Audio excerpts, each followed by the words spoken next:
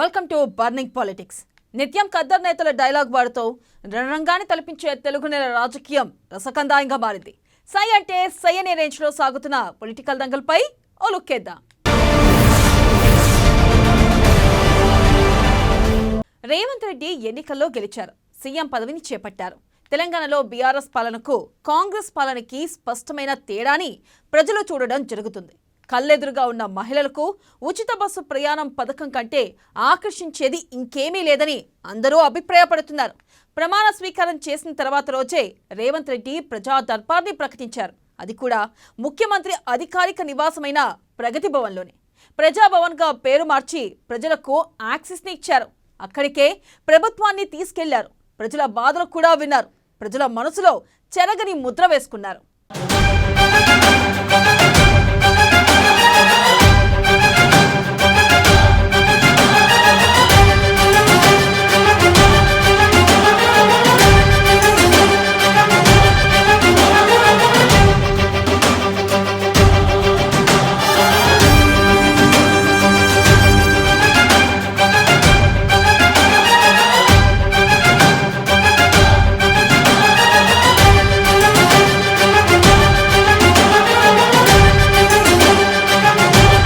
పాలనలో మార్పు చూపిస్తున్న సీఎం రేవంత్.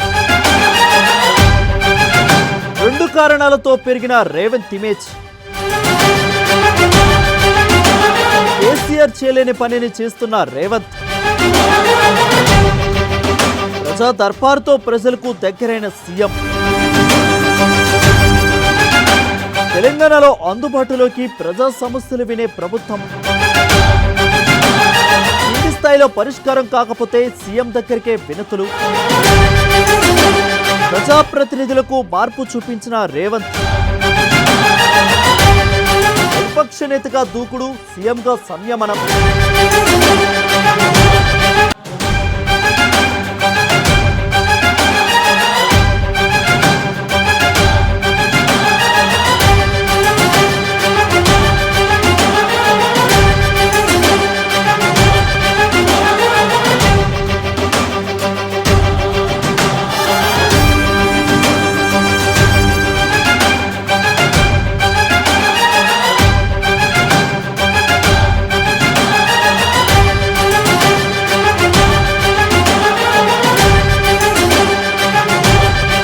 తెలంగాణలో బీఆర్ఎస్ పాలనకు కాంగ్రెస్ పాలనకు స్పష్టమైన తేడాను ప్రజలు చూస్తున్నారు. ముఖ్యమంత్రిగా ప్రమాణ స్వీకారం చేసిన తర్వాతి రోజే ముఖ్యమంత్రి రేవంత్ రెడ్డి ప్రజా దర్బార్ను ప్రకటించారు. అది కూడా ముఖ్యమంత్రి అధికారిక నివాసమైన ప్రగతి భవన్లో ఏర్పాటు చేశారు. ప్రగతి భవన్గా పేరు మార్చి ప్రజలకు యాక్సెస్ ఇచ్చారు. అక్కడికే ప్రభుత్వాన్ని తీసుకెళ్లారు. ప్రజల గోడు విన్నారు. అది ప్రజల మనసులో చెరగని ముద్ర వేసింది. తమ గోడు వినే ముఖ్యమంత్రి వచ్చారన్న మాట వినిపించింది.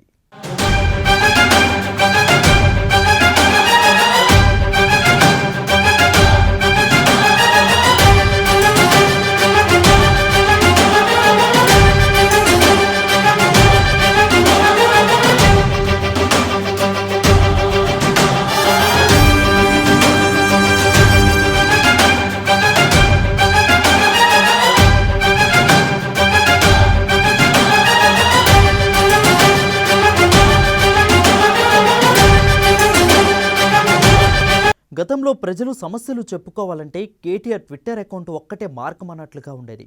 కనీసం ఎమ్మెల్యేలకు కేసీఆర్ దగ్గర యాక్సెస్ ఉండేది కాదు. ప్రగతి భవన్లోకి అడుగు పెట్టలేకపోయేవారు. కానీ ఇప్పుడు రేవంత్ రెడ్డి ఆ పరిస్థితిని మార్చేశారు. ప్రజలు దేన్ని అయితే లోపంగా భావించారో వాటిని అందుబాటులోకి తెచ్చింది. అందుకే కాంగ్రెస్ సర్కారు మొదటి అడుగుల్లోనే ప్రజల్ని మెప్పించిందని అనుకోవచ్చు. కింది స్థాయిలో పరిష్కారం కాకపోతే సీఎం దగ్గరికే వెళ్లాలనుకుంటారు ప్రజలు. రాజకీయ నాయకుడు అంటే ప్రజలు ఎలాంటి అంచనాలు పెట్టుకుంటారో రాజకీయ నేతలకు ఎవరు చెప్పాల్సిన పని లేదు.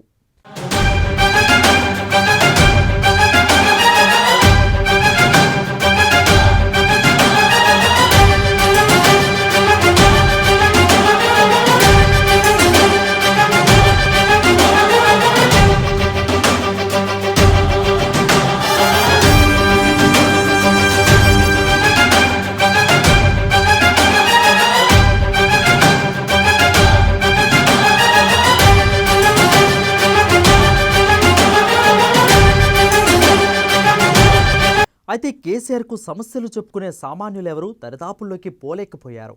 అసలు ప్రజల్ని కలవడమే మానేశారు. దీనిపై ఎన్నికల సమయంలో మీడియా ప్రశ్నిస్తే ముఖ్యమంత్రి అసలు ప్రజల్ని కలవాల్సిన అవసరం ఏముందని కేటీఆర్ సమాధానం చెప్పారు. అంటే ప్రజా సమస్యల పరిష్కారం కోసం అన్ని వ్యవస్థలు పనిచేస్తున్నాయని, సీఎం దగ్గరకు రావాల్సిన పని లేదనేది కేటీఆర్ అభిప్రాయం. ఆ వ్యవస్థలు విఫలమైతేనే సీఎం దగ్గరకు వస్తారు. ఆ లాజిక్ కేటీఆర్ మర్చిపోయారు. కానీ అది ఎంత తప్పో ఇప్పుడు ప్రజావాణి కార్యక్రమానికి తరలివస్తున్న ప్రజల సంఖ్య నిరూపిస్తోంది. ప్రభుత్వం జవాబుదారీగా ఉందని, తమ సమస్యలను పరిష్కరించేందుకు ప్రయత్నిస్తుందని నమ్మకం కలగడంతో ఇప్పుడు ప్రజావాణి క్యూ బేగంపేట నుంచి పంజాగుట్ట వరకు ఉంటుంది.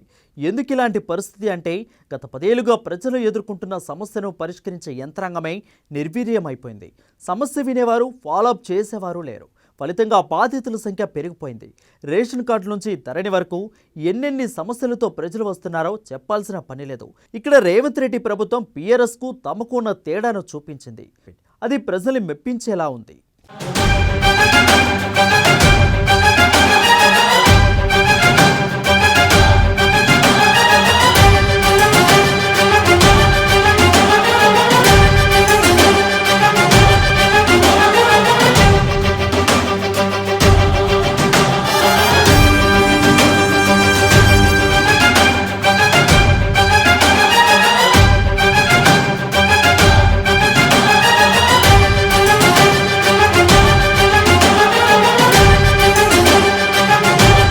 ఒక్క ప్రజలకే కాదు, బీఆర్ఎస్ సర్కారులో అతిపెద్ద లోపం ప్రజాప్రతినిధులకు సీఎం అందుబాటులో ఉండకపోవడం.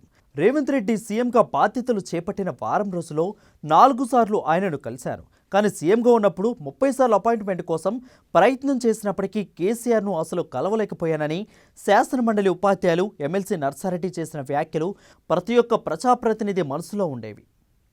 అధికార పార్టీ నేతల నోటి నుంచి రాకపోవచ్చు, కానీ వారి మనసులో కూడా అదే ఉంటుంది. సొంత పార్టీ ఎమ్మెల్యేలు, ఎమ్మెల్సీలు కూడా కేసీఆర్ను కలవాలంటే నెలల పాటు ఎదురు చూడాలి. అయినా అవకాశం దక్కుతుందని గ్యారంటీ లేదు. కేసీఆర్కు అవసరం అనుకుంటేనే కలుస్తారు, లేకపోతే లేదు. ఓ రాజులాగా ఆయన ప్రతిభవనంలో ఉంటే గేటు ముందు ప్రజాప్రతినిధులు పడిగాపులు పడాలి. ఛాన్స్ దొరికితే సరే, లేకపోతే లేదు. ఇలాంటి పరిస్థితిలో రేవంత్ రెడ్డి చాలా ప్రత్యేకత చూపిస్తున్నారు. ఆయనను కలవడానికి, సమస్య చెప్పుకోవడానికి భారీ గేట్లు ఉండటం లేదు, మనుషులు కూడా ఉండటం లేదు. సామాన్యులు అయితే ప్రజావానికి వెళ్ళి కలుస్తున్నారు. ఒక ముఖ్యమంత్రి దగ్గరకు ఇంత యాక్సెస్ ఉంటుందని ఎవరూ ఊహించలేకపోయారు. కేసీఆర్ ఏది కష్టమని అనిపించారో రేవంత్ రెడ్డి అది సులువు అని చూపించారు.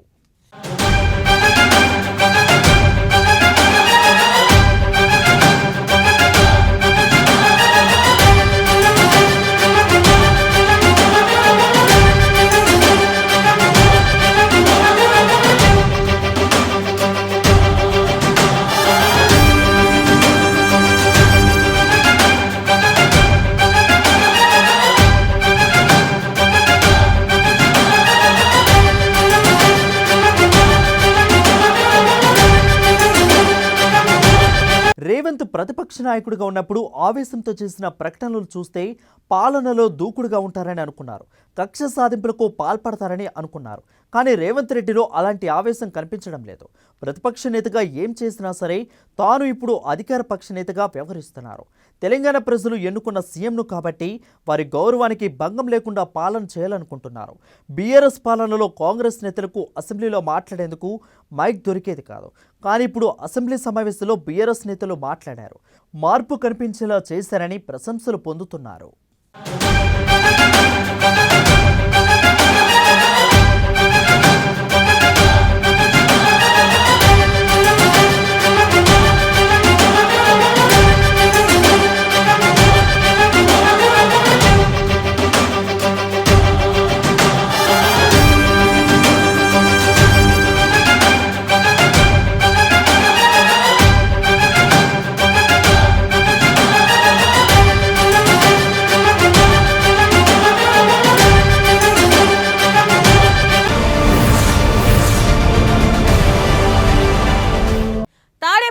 ఎమ్మెల్యేలను జగన్ ఎందుకు తప్పిస్తున్నారు? వ్యతిరేకత ఎమ్మెల్యేలపైన, జగన్ ప్రభుత్వంపైన. ఎమ్మెల్యేలపై వ్యతిరేకత ఉంటే ఇన్నేళ్లలో ఒక్కసారైనా వారిని పిలిచి ఎందుకు మాట్లాడలేదు? ప్రభుత్వంపై వ్యతిరేకత లేదనే ధీమా ఉంటే ఎమ్మెల్యేలను మార్చాల్సిన అవసరమేంటి? నీ వల్ల నాకు నష్టమంటూ ఎమ్మెల్యేలను తప్పించడమేంటి? కోపం వస్తే తప్పించడానికి వాళ్ళు ప్రజాప్రతినిధులా? అసలు జగన్ ఏం చేస్తున్నారు?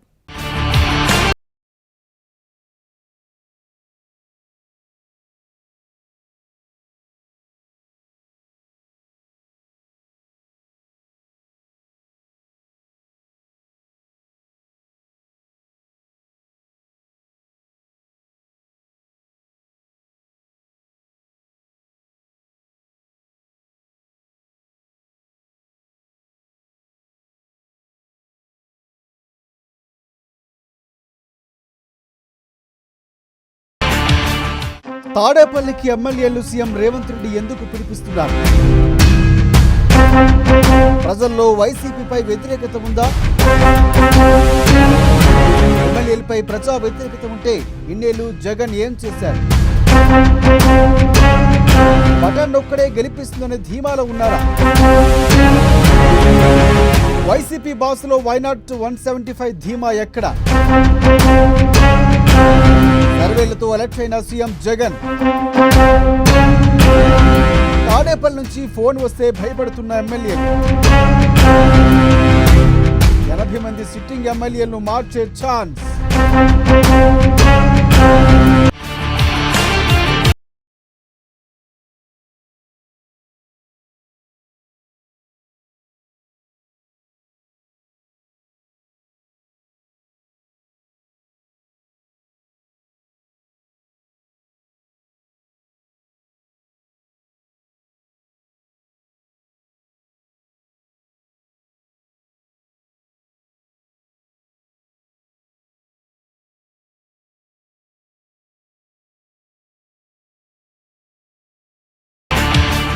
వైసీపీలో ఇప్పుడు సంక్షోభం తలెత్తే అవకాశాలు మెండుగా కనిపిస్తున్నాయి. ఇంకా చెప్పాలంటే కరవమంటే కప్పకు కోపం, విడవమంటే పాముకు కోపం అన్నట్లుగా మారింది ఆ పార్టీ అధినేత జగన్ పరిస్థితి. ఇది చూస్తే పార్టీపై ప్రజల్లో పీకల్లోతు దాకా అసంతృప్తి కనిపిస్తుంది. ఇప్పటికే వెలువడిన సర్వేలన్నీ ఇదే విషయాన్ని కరాఖండిగా చెప్పేశాయి. దీన్నే అంతో ఎంతో తగ్గించి కనీసం పరువు పోకుండా ఉండేలా కాపాడుకోవాలని పార్టీ పెద్దలు రకరకాలుగా ఎత్తులు వేస్తున్నారు, కసరత్తులు చేస్తున్నారు. ఎక్కడికక్కడ అభ్యర్థులు మార్చేసి ఎంతో కొంతమేర ప్రజలను మాయ చేయాలని చూస్తున్నారు. కానీ ఎమ్మెల్యేలేమో అందుకు ససేమేరా అంటున్నారు. 4 ఏళ్లుగా అంటుపెట్టుకుని ఉన్న సిట్టింగ్ స్థానాన్ని వదిలి వెళ్ళమంటే అక్కడ పరిస్థితి తట్టుకోవడం ఎలా అంటూ అధిష్టానంపై అసంతృప్తి వెళ్ళగక్కుతున్నారు. మరికొందరైతే రాష్ట్రంలో ఎక్కడ సీటు ఇచ్చినా ఓడిపోతారని ముందే తేలిపోవడం, వారికి సీట్లు ఇచ్చే పరిస్థితి కూడా లేకపోవడంతో వారు తిరుగుబాటుకు సిద్ధమవుతున్నారు. దీంతో ఇప్పుడు జగన్ ఏం చేయాలో తోచని స్థితిలో ఉన్నారు. ఆ జిల్లా ఈ జిల్లా అని లేదు, రాష్ట్రంలో 13 ఉమ్మడి జిల్లాలోనూ ఇదే పరిస్థితి నెలకొంది.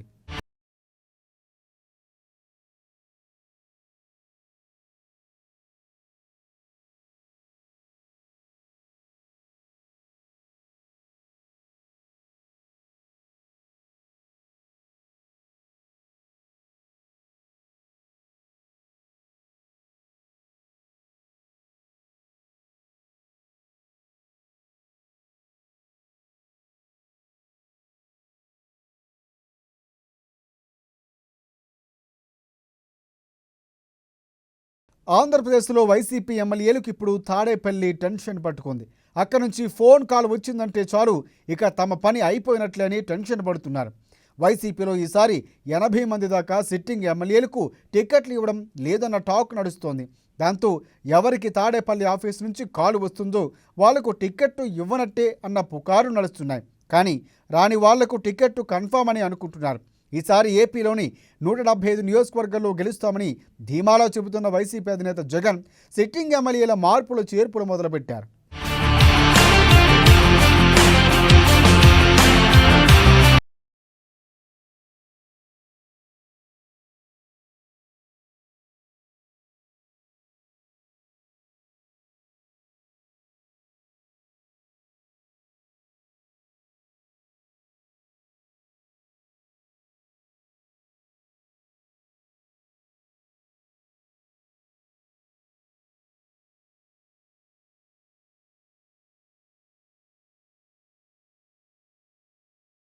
ఇప్పటికే 11 మంది ఎమ్మెల్యేలు మారుస్తూ వాళ్ళ స్థానాల్లో ఆయా నియోజకవర్గాలకు కొత్త ఇన్ఛార్జీలు నియమించారు జగన్.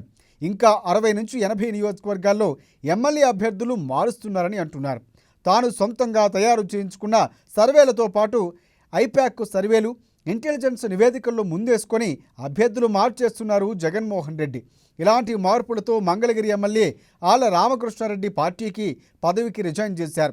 అలా చెప్పా పెట్టకుండా ఎమ్మెల్యేలు మారిస్తే వాళ్ళంతా రెబల్స్గా మారుతారని, లేదంటే వేరే పార్టీలోకి జంప్ అవుతారని జగన్ భావించారు. అందుకే మార్చాలనుకునే ఎమ్మెల్యేలకు తాడేపల్లి ఆఫీస్ నుంచి ఫోన్ కాల్ వెళ్తోంది.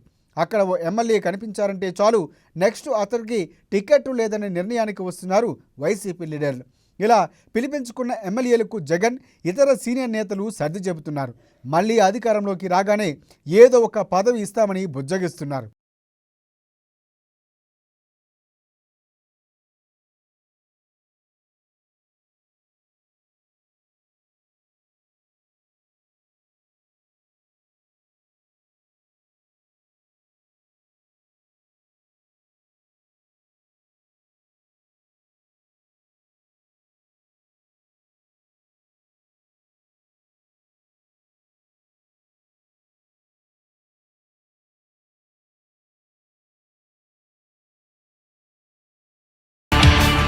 కాసు రాలేదంటే వాళ్ళకి మళ్ళీ టికెట్టు వస్తున్నట్లే. ఓ వైసీపీ ఎమ్మెల్యే తాడేపల్లి వెళ్ళొచ్చాడని ఆ నియోజకవర్గంలో టాక్ వస్తే చాలు, ఇక వాళ్ళని కేడర్ ఏమాత్రం పట్టించుకోవట్లేదు. నియోజకవర్గంలో పనుల కోసమో, బిల్లులు క్లియరెన్స్ కోసమో తాడేపల్లి వెళ్ళొచ్చని ఆ ఎమ్మెల్యేలు సర్ది చెప్పినా కూడా ఎవరూ నమ్మటం లేదు. దాంతో ఇప్పుడు ప్రతి నియోజకవర్గంలోనూ ఫోన్ కాల్ వస్తుందా రాదా అన్న టెన్షన్లోనే ఉన్నారు వైసీపీ ఎమ్మెల్యేలంతా. ఎమ్మెల్యే టెన్షన్గా ఏ ఫోన్ కాల్ మాట్లాడినా, ఒకవేళ పర్సనల్గా మాట్లాడుతున్నా అది తాడేపల్లి నుంచి వచ్చిందన్న ప్రచారం కూడా జరుగుతోంది. కేడర్ కూడా ఈసారికి తమ ఎమ్మెల్యేకి టికెట్ వస్తుందో రాదో అనే అనుమానంతో వాళ్ళని కలవడమే మానేస్తున్నారు. ఈ టెన్షన్తో నియోజకవర్గంలో పనులపైన శ్రద్ధ పెట్టడం మానేశారు వైసీపీ ఎమ్మెల్యేలు. ఇంకా ఎన్ని రోజుల పాటు ఈ ఫోన్ కాల్స్ నడుస్తాయో తెలియక పగలు రాత్రి టెన్షన్లో గడుపుతున్నారు వైసీపీ ఎమ్మెల్యేలు.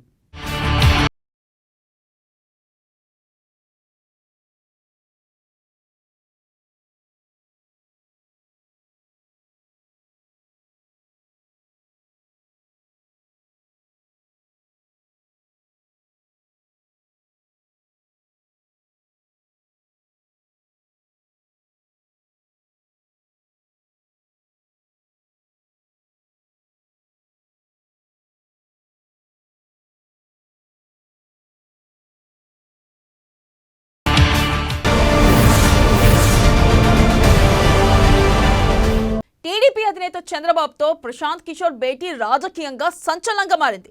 వైసీపీ అధికారంలోకి రావడంలో కీలకంగా పనిచేస్తున్న పీకే సైకిల్ సర్కారు వచ్చేందుకు కసరత్తు చేస్తున్నారా? ఆయన చెబుతున్నది ఒకటి, అక్కడ జరుగుతున్నది మరొకటి. మరి పీకే చంద్రబాబుతో ఎందుకు భేటీ అయ్యారు? టీడీపీకి పనిచేసేందుకు ఎందుకు ఆసక్తి కనబరిచారు? వైసీపీ నేతల సెటైర్లు నిజమేనా?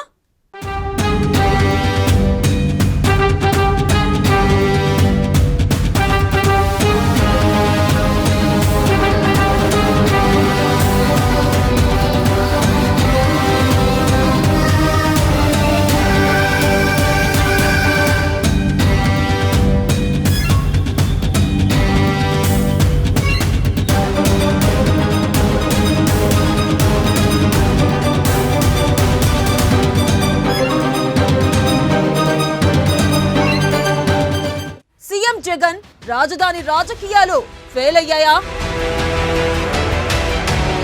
రాజధానిపై రూట్ మార్చిన సీఎం జగన్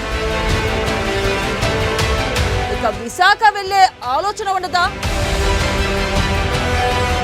వైజాగ్ లో అడుగు పెడదామంటే అడ్డంకులు, ముహూర్తాలు పెట్టి మార్చేస్తున్న వైసీపీ బాస్. అధికారంలోకి రాగానే 3 రాజధానులను తెరపైకి. 4.5 ఏళ్లు గడిపిన వైసీపీ అధినేత ఎన్నికల ముందు డేరింగ్ చేయలేకపోతున్న జగన్.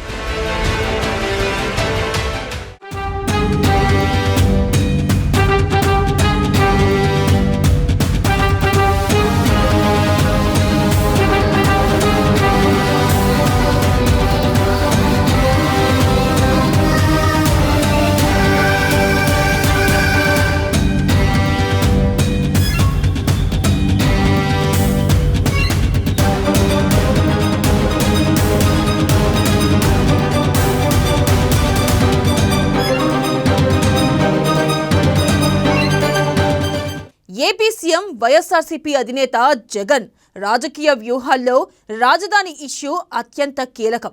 అధికారంలోకి వచ్చిన 6 నెలల్లోనే 3 ప్రాంతాల్లో 3 రాజధానులని వికేంద్రీకరణ అని రాజకీయం ప్రారంభించారు.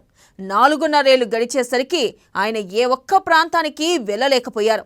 ఉన్న చోట నుంచి కదలలేకపోయారు. విశాఖకు వెళ్లేందుకు ఎన్నోసార్లు ముహూర్తం ఖరారు చేసుకున్నా చివరికి ఆటంకాలు తప్పడం లేదు. డిసెంబర్ నుంచి విశాఖలో కాపురం పెడతానని చాలాసార్లు చెప్పారు. కానీ ఇప్పుడు అవకాశాలు కూడా కనిపించడం లేదు. ఓవైపు రాజధాని పిటిషన్లు సుప్రీంకోర్టులో పెండింగ్లో ఉంటే మరోవైపు ఆఫీసుల తరలింపుపై హైకోర్టులో కేసులు పడ్డాయి. అంతకుమించి క్యాంప్ ఆఫీస్ కోసం నిర్మించిన రుషికొండ ఇల్లు కూడా కోర్టు కేసుల్లో ఇరుక్కుంది.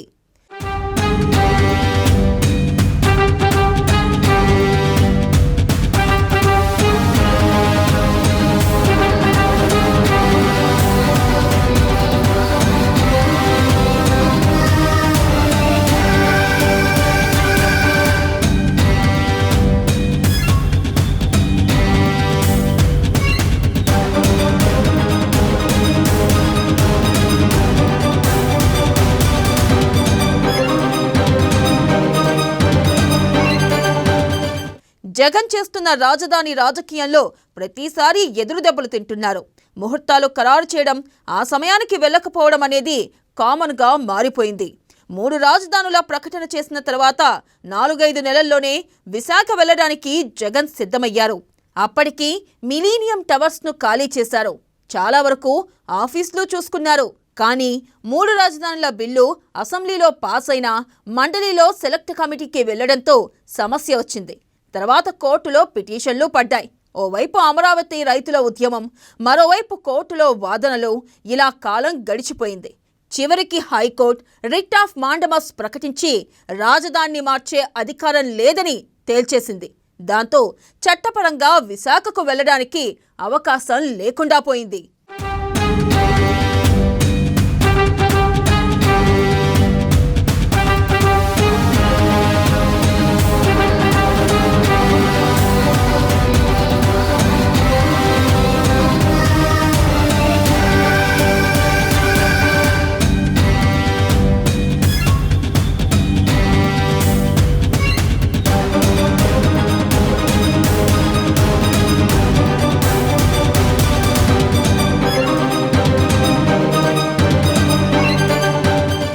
అయితే రాజధాని అనే పేరు లేకుండా విశాఖలో క్యాంప్ ఆఫీస్ ప్రారంభించడానికి సీఎం జగన్ చాలా కాలంగా ప్రయత్నాలు చేస్తున్నారు. కానీ ఎప్పటికప్పుడు వాయిదా పడుతూ వస్తున్నాయి. ఎన్నికలకు ముందు ఈ 3 రాజధానుల ఇష్యూను రగిలించి సెంటిమెంట్గా రాజకీయాల్లో పోరాడాలనుకున్నారు. అయితే చివరికి డిసెంబర్ ప్రయత్నాలు విఫలమయ్యాయి. 3 రకాల కేసులు ప్రస్తుతం రాజధాని అంశంలో జగన్ నిర్ణయం తీసుకోలేకపోవడానికి కారణమవుతున్నాయి. రాజధాని విషయంలో హైకోర్టు ఇచ్చిన తీర్పును ఏపీ ప్రభుత్వం సుప్రీంకోర్టులో సవాల్ చేసింది. విచారణ ఎంతకాలం పాటు ఉంటుందో చెప్పడం కష్టం. ఆ కేసు ఇప్పుడల్లా తెరదు. అందుకే ఉత్తరాంధ్ర అభివృద్ధి సమీక్ష పేరిట తన క్యాంప్ ఆఫీస్ మార్చాలనుకున్నారు. కానీ కోర్టులో కేసులు పడ్డాయి. ఇప్పుడు ఆ పిటిషన్లు తేలే వరకు తరలించేది లేదని కోర్టుకు అఫిడవిట్ సమర్పించారు. అదే సమయంలో కనీసం ముఖ్యమంత్రి అయినా క్యాంప్ ఆఫీస్ మార్చుకోవడానికి ప్రయత్నించినా సాధ్యం కాదు. రిషికొండపై కట్టిన విలాసవంతమైన భవనం అక్రమ నిర్మాణమని, పర్యావరణ అనుమతులు ఉల్లంఘించారని కోర్టులో కేసు నడుస్తుంది. అనుమతించిన దానికన్నా ఎక్కువే తవ్వేశామని ప్రభుత్వమే ఒప్పుకుంది. అంటే అక్కడ ఖచ్చితంగా నిబంధనల ఉల్లంఘన జరిగింది. నిపుణుల కమిటీ నివేదిక ఇవ్వనుంది. ఆ తర్వాత కోర్టు నిర్ణయంను బట్టి విశాఖకు వెళ్లేందుకు ఆలోచించాల్సి ఉంటుంది.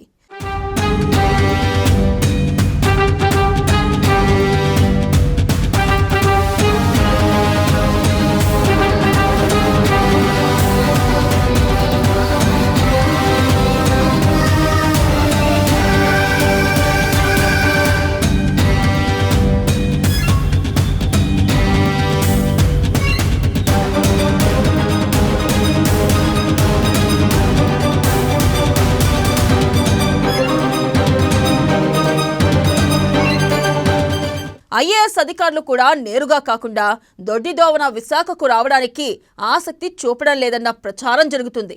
విశాఖకు వెళ్లాలంటే వర్క్ రీలొకేషన్ ఆర్డర్స్ ఇవ్వాలని, లేకపోతే తాము రాలేమని సీనియర్ అధికారులు సీఎస్కు చెబుతున్నారు. అలా ఆర్డర్స్ ఇస్తే కోర్టు ధిక్కరణ అవుతుంది. అందుకే నోటి మాట ద్వారా ఉత్తరాంధ్ర సమీక్షలకు వెళదామని సీఎస్ చెబుతున్నారు. కానీ దీన్ని అధికారులు అంగీకరించడం లేదన్న ప్రచారం సచివాలయంలో జరుగుతుంది. అన్ని ఆటంకాలు ఎదురవుతూ ఉండడంతో విశాఖ తరలింపు అంశాన్ని ప్రస్తుతానికి పక్కన పెట్టినట్లేనని చెబుతున్నారు.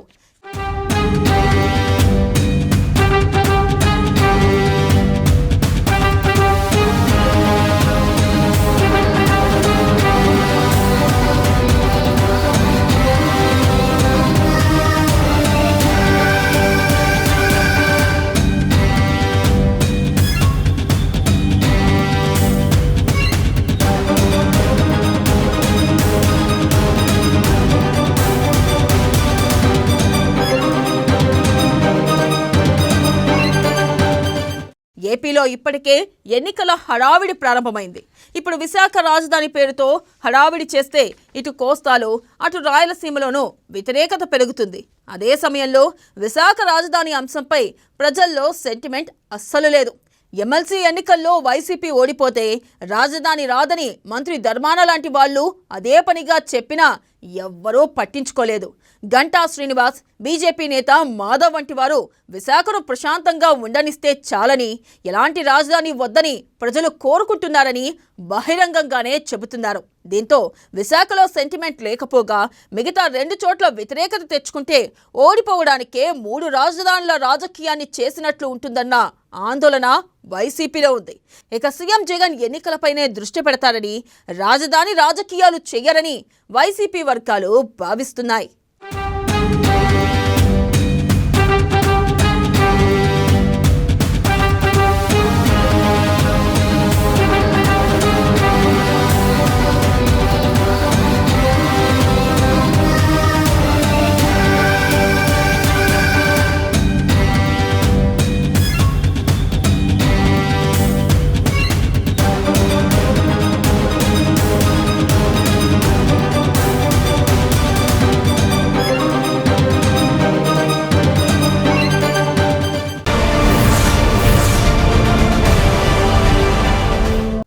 ఇవి రోజు బర్నింగ్ పాలిటిక్స్. మరిన్ని రాజకీయ విషయాలు రేపటి బర్నింగ్ పాలిటిక్స్ లో చూద్దాం. అప్పటి వరకు చూస్తూనే ఉండండి అమ్మా న్యూస్.